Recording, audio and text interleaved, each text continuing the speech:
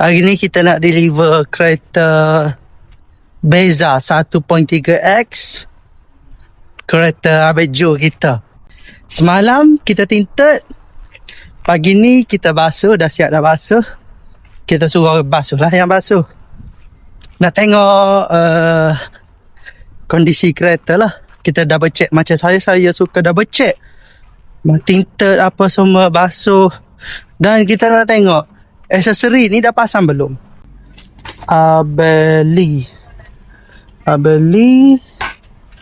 nombor plate DFQ 2450. Mula-mula kita ambil nombor plate dulu sebelum deliver. Register hari apa? Kereta register 30. Chassis 8854. Hari ni 5 hari bulan. Betul ke 5? Betul.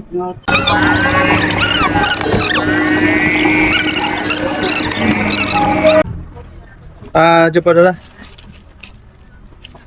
Jom kita double check chassis dengan tinted. Macam chassis senang je, dekat cermin dah ada. Sama ada dua kereta ni. Jom kita tengok. Dekat cermin dah ada. Ni bukeh. Pada tekan kunci pun dah dapat tahu dah. Ni betul 8854. Pasang nombor plate, depan belakang tinted dah siap. Aksesori ni belum ada dekat kereta. Dia ada setengah daripada kilang dah sampai aksesori. Ada setengah dia tak sampai. Tak ada ni. Tak ada. Lagi history tak ada. Bila dah pasang visor, dah siap sekali macam ni. Ada satu Beza, dia siap pasang. Aktifan ni pun complete.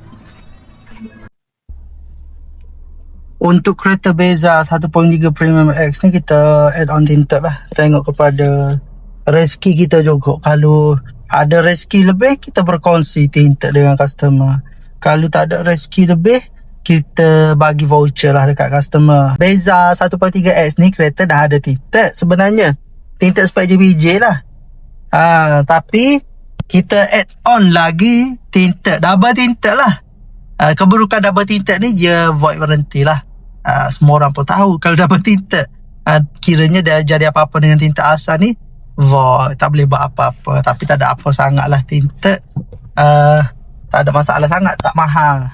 Macam customer ni, dia tak keluarkan duit 1 sen pun. Saya bagi tinted.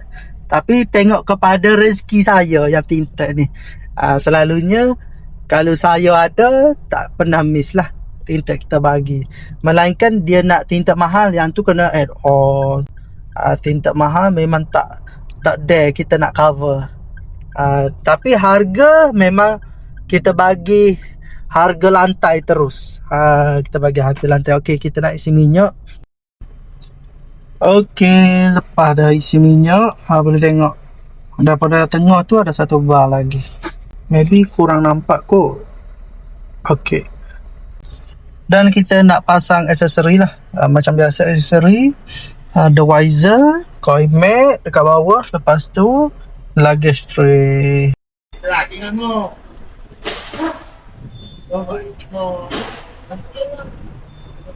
Alhamdulillah, settle semua urusan pagi ni.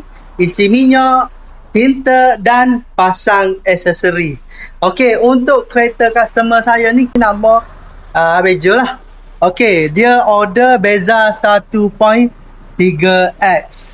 Dan kereta ni ada rebate RM500. Kalau anda nak beli, nak letak dalam down payment boleh, nak ambil cash pun boleh. Yang RM500 tu, jangan risau, tak ada masalah. Okey, kereta ni ready stock dah. Okey, jom kita tengok lebih kurang.